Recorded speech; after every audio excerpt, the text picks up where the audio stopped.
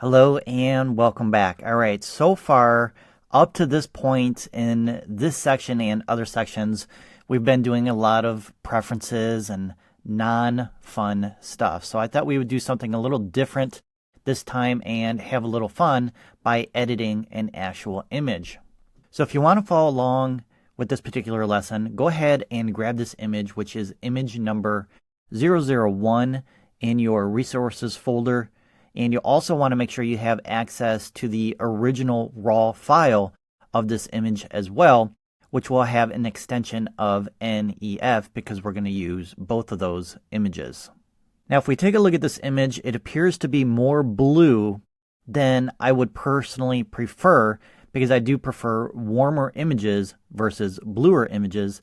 And on a warm, sunny day like this, blue doesn't really represent the scene at the time I capture this. A warm color would better represent the mood and the feeling of this image versus blue. So we're going to go ahead and fix that.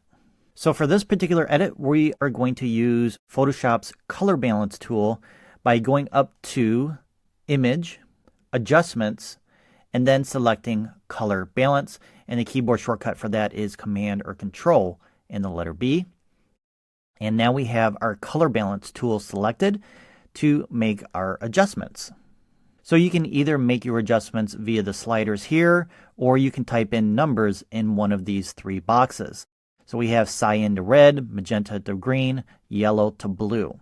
Then just under these sliders, we have different tone balance options: shadows, midtones, and highlights. And this will allow us to fix the colors in those dynamic ranges of the image, whether it's the shadows, the midtones, or the highlights.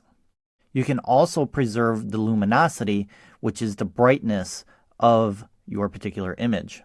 So the benefit to applying your edits via a tone balance is you could keep your color cast in the shadows, but remove it in the highlights, because sometimes in the shadows, the color is much cooler anyways versus the highlights. So that gives you more creative control over how you color correct your images and stay true to the colors that you saw when you captured the image. So for this lesson in this particular edit, we're just going to stick with midtones for now. And then once you make your adjustments, if you decide you want to change them, you can go ahead and select shadows or highlights and do other adjustments as needed.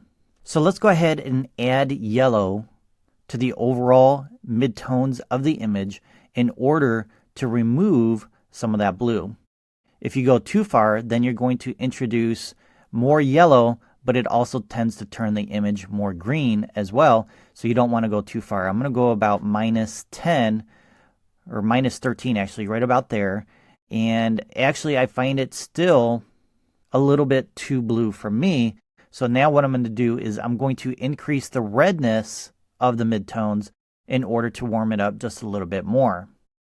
And we can also take a look at it before and after to get a better idea of how much we've actually edited the image. And I think thus far it's a lot better than it was before. So it's just a balancing act, no pun intended, to make your adjustments on these three sliders in order to get the image to look the way you want it and to balance out the colors. But what if there was a quicker way to edit your images and to remove these types of color casts? Well, there is if a particular photo's colors are a result of a color cast. So a color cast occurs when applying a Kelvin temperature that is not properly set up in camera for the scene you're capturing. Now, as you know, I'm a big proponent of starting my editing in camera. The more you get right in camera, the less editing you'll have to do in Photoshop. So my first recommendation is to nail the white balance in camera so you don't have to worry about fixing it in Photoshop. So that's one example of editing your images much quicker. Get it right in camera. Now the other is if you're shooting raw images and let's say you're unable to capture the white balance at the time of capture for whatever reason, you don't have time to make the correct selections, you're not sure what settings to use, or maybe something else is prohibiting you from capturing it in camera properly, then when you go into ACR with that raw file, I'm going to go ahead and open up the NEF file here and open it up in ACR. So now we're in ACR, and with one click, I can fix this blue color cast. And right now we can see the white balance is set to as shot. Well, if I go in and select daylight, boom, it's now warmed up the image based on the color temperature of this particular profile. So these probably look familiar to you because most cameras have these types of white balance settings in camera to allow you to capture the proper white balance in camera as you take the photo.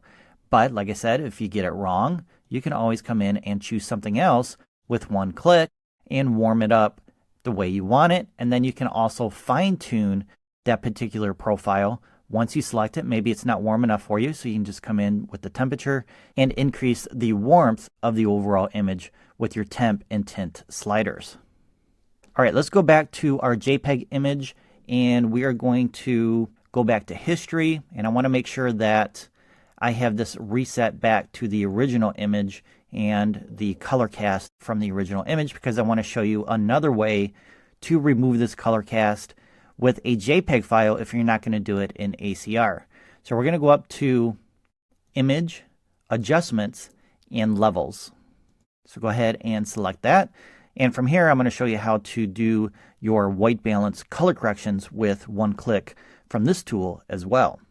So from here, you can select to edit the RGB channels, all three red, green, and blue channels, or you can choose one of the three color channels individually to adjust or edit just that particular color channel. So we can adjust just the blue channel if we want to fix the color cast because it is too blue, and we can make adjustments with this adjustment right here. But that's not what we're going to do. So let's go back to RGB, and what we're going to do is we're going to use one of these eyedropper tools from this section right here. So we have this one sets our black point, this one sets a gray point, and this one sets a white point. So the one we want is the gray point, because what we want to do with this particular tool is we want to click on an area of the image that should be neutral gray. And when you do that, that should remove the color cast. So it's just a matter of going across the image to locate an area that should be neutral gray, which could be either the water or the stones or maybe another part of the image. But I think the stones in this area should be a neutral gray. We could say the white should be neutral as well, but we can see that the blue is much deeper here versus the rocks, and if we go here, it's going to be too warm. So I'm going to choose this area right here. I'm just going to click, and with one click, we have removed that blue color cast from the image.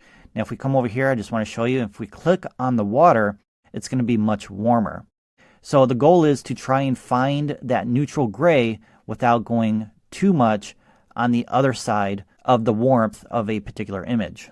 So I'm just using Command or Control and the letter Z to undo that. So I can just keep clicking in different areas until I find a color that I'm happy with, but I prefer this area right here to remove that blue color cast, and I find that the image is much more balanced now than previously. We still have some blue in the shadows and in the water, but that's to be expected because this area is typically much cooler versus area that are getting direct sunlight.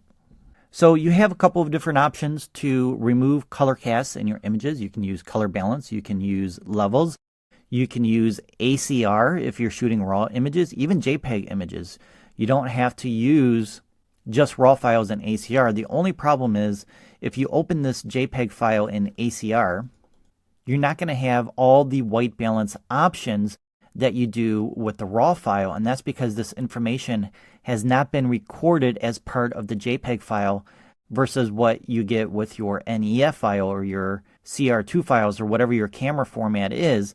The raw files are going to record all the different white balance options available, whereas JPEG files will not. It's actually compressing the file when it saves it, and it's discarding all that information, so you can't go back and make those one-click adjustments. And that's another reason why I prefer shooting raw files versus JPEG files, but we're going to talk more about that in an upcoming lesson. So all those different options we went over in this lesson to fix your color will work. You just need to decide which one is best for your personal workflow. Now I'm going to go ahead and go back to my JPEG file here again because I want to explain one other thing, and it's a huge, huge, gigantic problem that we created for ourselves, and that's the fact that the adjustments we made were destructive. So I'm going to go back up and add a levels adjustment again because I did undo that previously, and if I click OK, and if I save this image, and then I close the image, and then I come back tomorrow or next week or next year, and I decide, you know what, I do not like that color edit that I did. I need to redo that. Well, guess what? You have to start from this point of the image. You can't go back to the original because you worked destructively. You effectively changed the pixels, and when you save it and exit, those changes are permanent. So if you make a mistake, you cannot undo them. You can continue editing this image, but the more you edit and save destructively, the more you degrade the image. Now, the way I prefer to work and the way I recommend working is to use adjustment layers versus non-adjustment layers because they are non-destructive. So for example, if I come up here to layer and select new adjustment layer, we can see we have levels here as well. I'm going to go ahead and click OK to get started. And then I can make my adjustment with my eyedropper tool. So I'm just going to come over here, click. And if we go to layers, we can see we have a new layer option here. So if I save this image and I come back tomorrow and I open it up and I saved it as a PSD file, then I can click on this levels adjustment layer and readjust my edits accordingly. And then I can save it again and come back next year, and I can still come back in here and make adjustments again. So this is how you work non-destructively. So the way I've showed you how to edit this particular image is not the way I recommend. I recommend working non-destructively with adjustment layers, and we're going to go into more detail about how to use these and why you should use these in more detail in an upcoming section and lessons. Until then, let's go ahead and move on to the next lesson, which is going to be all about adding color tints.